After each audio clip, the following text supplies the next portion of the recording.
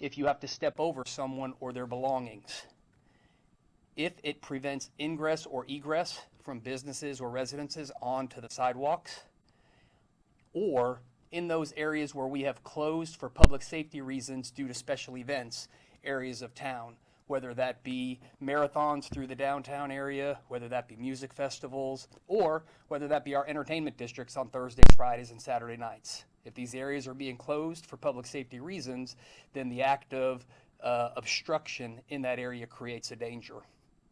When we look at blocking, we'll be given specific directions to officers how to interpret blocking under the obstruction ordinance. Specific items such as, is it still available for wheelchairs to navigate that sidewalk? We're not going to worry about 3 feet, 4 feet, and tape measures to measure distances. We're going to talk about whether or not that passageway that was meant for pedestrian traffic to go back and forth is open for that, and then the guidance will be, could someone in a wheelchair or pushing a stroller have the ability to navigate that sidewalk? In addition, can you navigate that sidewalk or passageway in a straight line, not a zigzag? In other words, we cannot have individuals that are obstructing a sidewalk because you're having to navigate around so many in changing directions. So we're giving guidance on that as well. And we're also looking at getting in the way of structures that are legally on sidewalks, such as parking meters, fire hydrants, things of the like. So we're giving our officers direction on this ordinance based, again, on a review of what's happening and to clarify what the expectations are for the enforcement under that ordinance. Specific to the camping ordinance, again, we will be providing officers with direction on how to enforce that ordinance. Under the new camping ordinance, we have to show that the person's conduct is not only camping, but that they are in some way endangering or, again, blocking the use of the thoroughfare. Under endangering, several of the same qualifications will be in place, such as if an individual has to step off the sidewalk to get around that person that's camping, they have to step over, or again, if ingress or egress into structures is prohibited or blocked by that person's conduct. We're also going to look at other areas that are dangerous for members of our community to be camping, and that is going to be proximity to the roadways. We know too often that crashes in Austin, we see significant injuries, and we have issues with traffic fatalities as well. Many of our fatalities have involved pedestrians this year, as in years past. So we will be instructing our officers that if individuals are camping too close to a roadway, that would be a violation of this ordinance, and we will expect them to take enforcement action. We're going to look at the many camping issues that are occurring underneath our bridges around the city, looking at whether or not there's conduct that is dangerous, such as open flames, flammable materials being used for whatever reason. We know that poses a danger, and that will now be something that we will enforce on. We're also going to look at the dangers that are posed by the many flash floods that we get in this region. And we're working right now to identify those areas that are flood prone and that we will identify as unsafe for individuals to camp, and then what the proximity to those locations will be. That is something that is still underway, although we're going to put this guidance out now. Another area that we're going to look at is the issues of all of the furniture, the mattresses, what we're seeing that has started to appear all around the city. We know that these are intended for indoor use. They're not meant to be outside. They're not meant to be in the elements, and that they can be health hazards due to the ability for lice, for bed bugs, for typhoid, all the like. So we are now going to enforce that as a health safety hazard, and we will be working with our Austin Resource Recovery and other groups to remove all of these items from the public space as a health hazard. And we will remind the community that although you may think you're helping someone who is homeless by providing them with a mattress or some type of furniture, it is illegal dumping for you to stop and drop those items off on the side of the road. So we need for that conduct to stop as well, so that we can take the appropriate enforcement action and we can put a stop to that part of this hazardous behavior. When we look at blocking, we will look at many of the same things that we looked at with the obstructing ordinance, specifically the ability for wheelchairs and strollers to pass by, and the ability to walk in a straight line, and to make sure that they are not blocking or limiting public access to other structures. There were also questions about comments in the press conference yesterday about what the police department may or may not have requested. And when we look specifically at whether or not we have requested changes to these ordinances, we have, since these ordinances went into effect, I have had conversations with the mayor, and although I know it doesn't necessarily meet the political will of our mayor and council right now, as the police chief charged with maintaining public safety, I have suggested that we put the old ordinances back in place while we work through a final solution. I have suggested that we make all sidewalks in the downtown area a place where camping and obstructing is prohibited. So we've made these recommendations knowing that they did not necessarily meet the direction that mayor and council were going, but again, charged with public safety. That's the recommendations that we've made. So with that, I'll open it up for questions. Could you speak to how, well, first of all, is there an increase in criminal trespassing? That was something that Governor Abbott had asked or had said one way that DPS could intervene in terms of addressing criminal trespassing, and Mayor Adler said yesterday that you all had apparently told him that that is something that you are addressing. Do you need that added support to address that issue in particular? The changes to the ordinances did nothing to the abilities of Austin police officers to enforce the penal code laws that are on the books, criminal trespass being one of those. What we have the ability to do in those circumstances, and what we will do based on what we find, is there may be a call for immediate action, whether that be cite and release or arrest, or it may be a case that results in further investigation. I know there have been cases throughout social media where they have questioned the response of the police department, whether we have taken the appropriate action.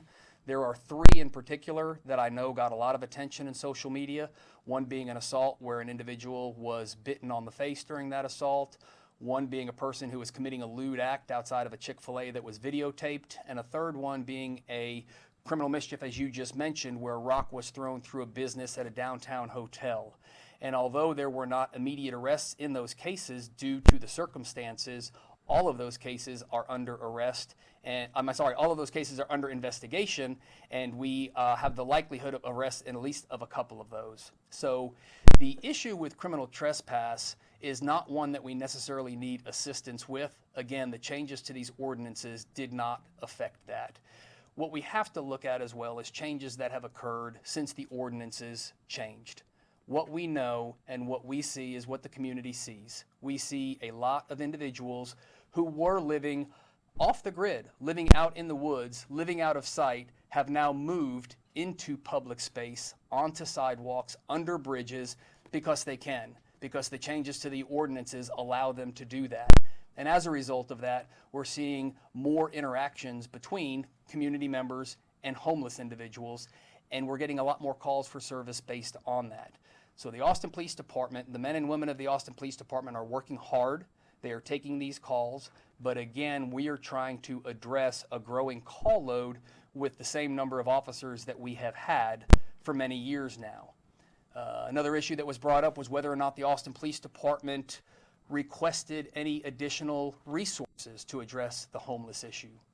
And although we've not made a specific request that based on these changes to homeless ordinances, we need X, we need this number of officers, or we need this resource, we've been talking about staffing at the Austin Police Department for years. We've got several studies that show staffing levels for the Austin Police Department, needs for additional officers.